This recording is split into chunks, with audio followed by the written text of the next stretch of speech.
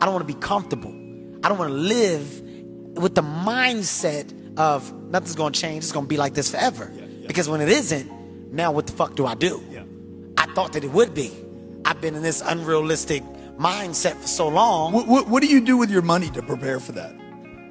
Do smart things. I'm heavy investment, real estate.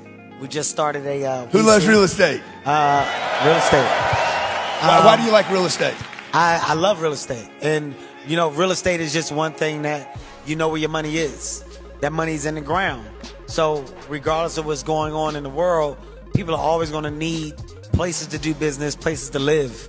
They're always going to need places. So the more that you can achieve the buy or the ownership of these places, the more that you're always going to have revenue coming back to you. You're also putting yourself in a position to always go out and borrow or get, because I have these things to leverage. So the more that you, I guess you can say, the more that you get, the more that you can do. And, you know, sometimes I think people think that it's a far-fetched goal to get.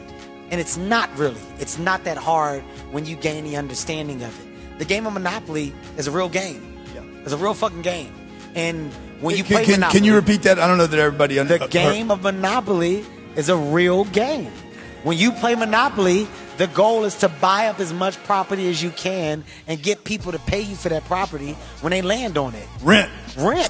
That's the fucking real game.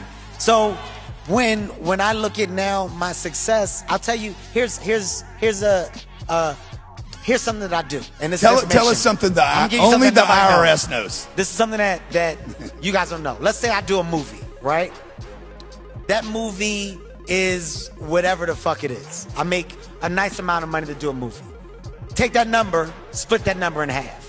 Half of that number goes to the government. That's the IRS's, no matter what. So we're talking about 25 million becomes 12. We can just call it a number. I don't want people to knock me in the head when I leave here. Let's just call it a number, okay? Let's say that number is a number. No matter what, when you make money, split it in half. Split it in half right away. Don't put the money in your bank account and look at it as you got all that money, because you don't. Half of that money is not yours. So right away, put it over here. Create a fucking account, call it the tax account.